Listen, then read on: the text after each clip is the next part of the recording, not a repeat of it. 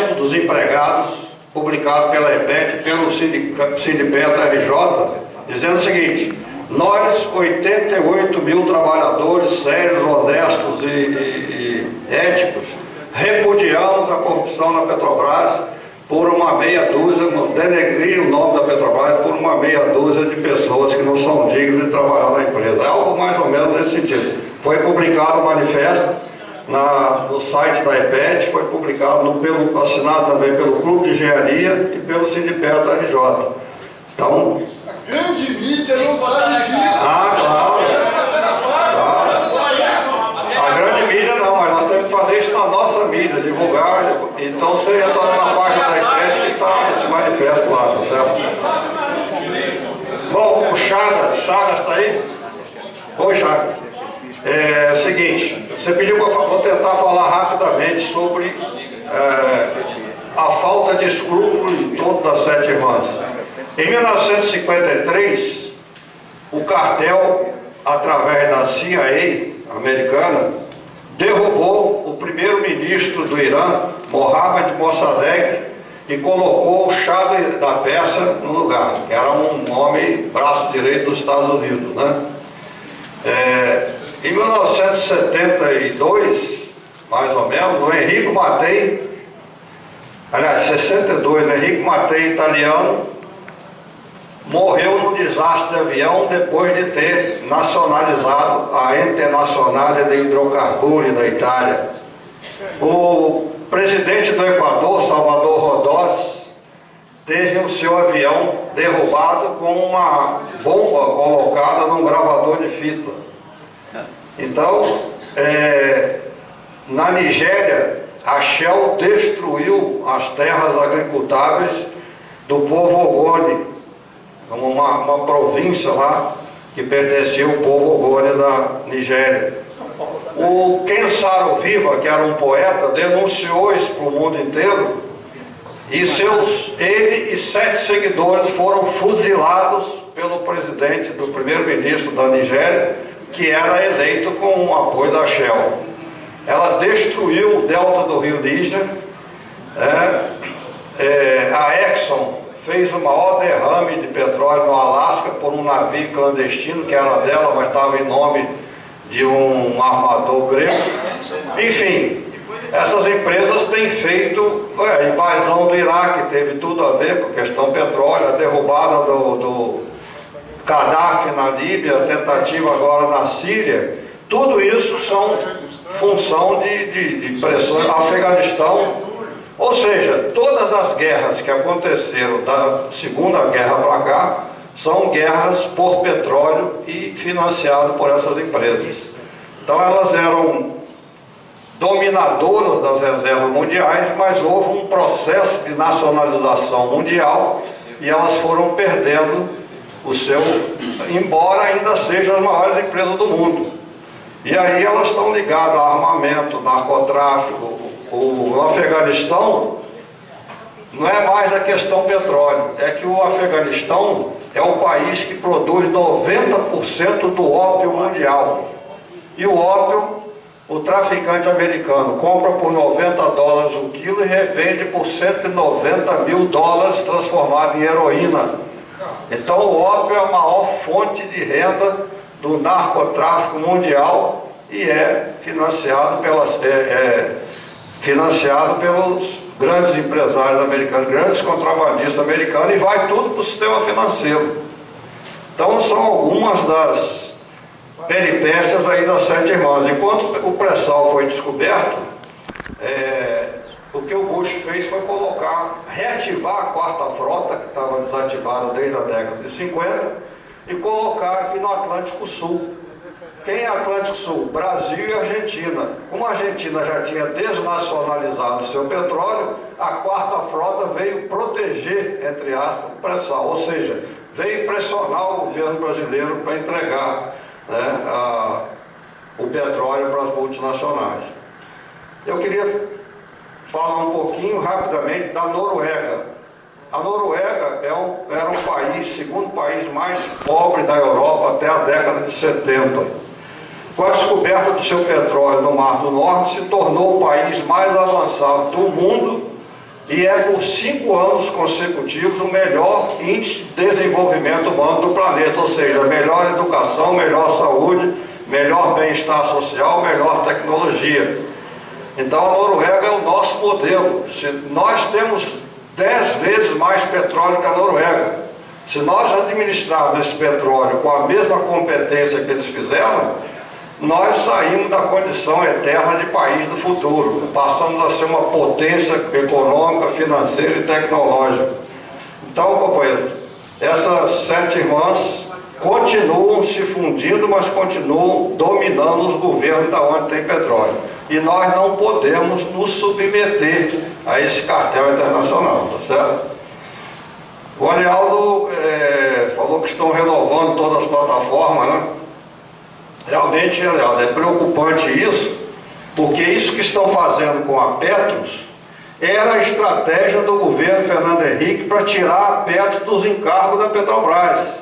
Porque os futuros donos da Petrobras, que chegaram a ser, até propor mudança do nome para Petrobrax, para ela poder ser desnacionalizada, continuam por trás aí, fomentando. Tanto é que fizeram acontecer o leilão de Libra, que entregamos o maior campo do mundo por uma pechincha. Fizeram o governo brasileiro fazer o leilão do shale gas no Brasil. Gente, isso é um absurdo tão grande que na audiência pública que eu fui lá, eu abri o primeiro protesto, teve 11 pessoas protestando.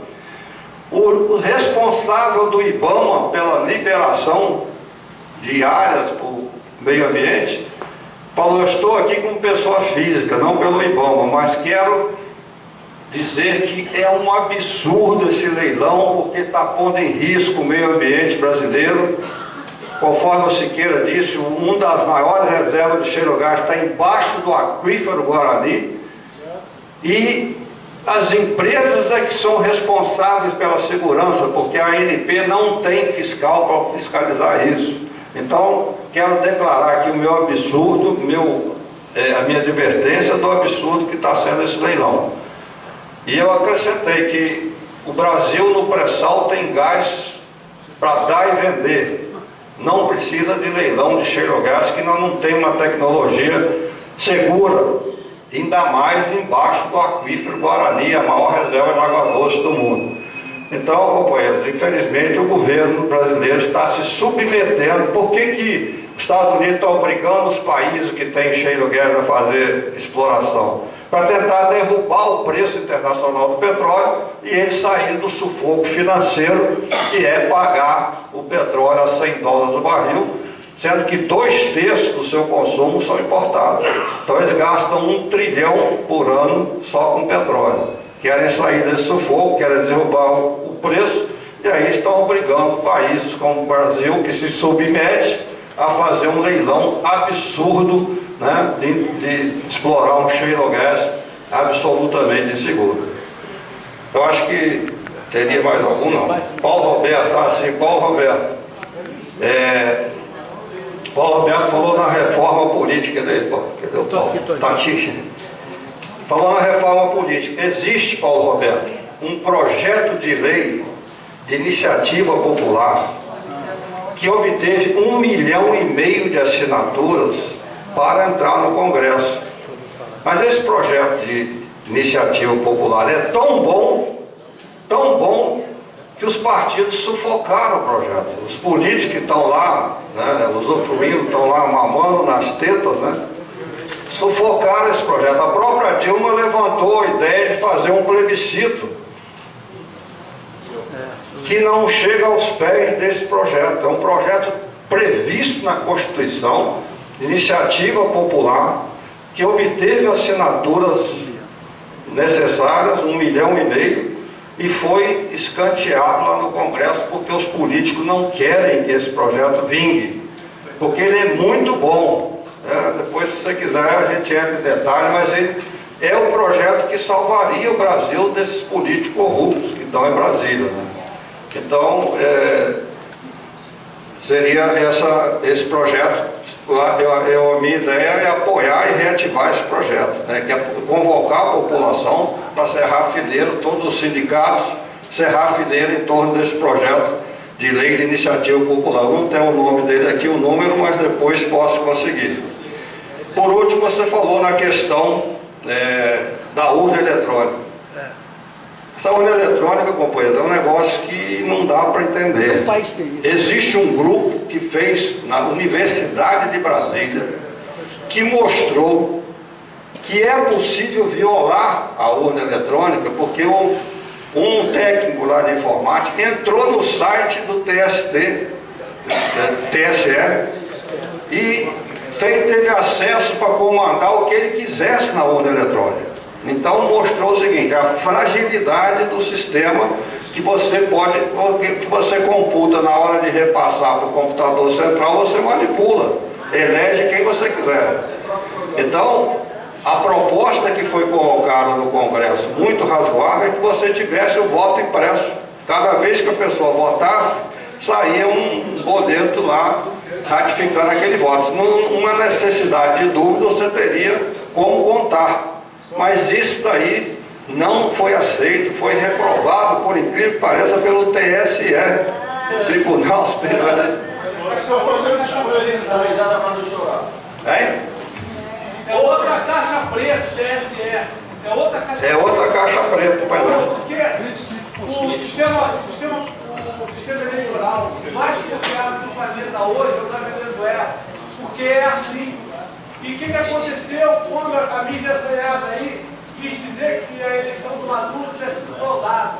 Foram a reportagem, e o que aconteceu? E tem mais, é atestado pela Fundação Ford. Quem atestou o sistema venezuelano em 95% de probabilidade de acerto foi a Fundação Ford, ou seja, o Instituto Americano. A Fundação Ford domina domina nossas faculdades, né, participa da eleição dos reitores, etc. E era a principal financiadora do Fórum Social Mundial. Por isso o Fórum diversificava 200 assuntos, não tinha funilamento para nenhum, então não estava em nada. Então a Fundação Fórum é uma das que manipula aqui o nosso poder político. Então, concluindo, Paulo, eu acho que nós temos que também exigir um sistema seguro de votação que hoje não tem a menor segurança. Porque você pode manipular, quando você transfere os dados da urna para o computador central, você pode eleger o que quiser. Posso dizer a vocês que quando eu fui candidato da outra vez, um sujeito me ofereceu para pagar R$2 por voto. Ele conhecia pessoa do TRE e com R$2 por voto eu teria que pagar R$100 mil, né, para ter 50 mil votos, eleger. Claro que eu não aceitei isso. No braço e levar para prisão, gente. Porque falar não adianta, pega ele no braço e tá preso. É por aí, Nádia, é por aí, mas enfim, eu não sei se o cara era confiável ou não, mas eu não quis nem saber, mas que existe a possibilidade, existe, e a única forma é ter o voto impresso para comprovar uma contagem futura. Muito bem lembrado pelo companheiro, que na Venezuela a direita levantou a ideia de que tinha fraude e contaram o Maduro foi eleito. Então, companheiro, é isso aí, eu acho que espero ter respondido todos aí. Eu não falei, meu número é 5454, perguntaram aqui.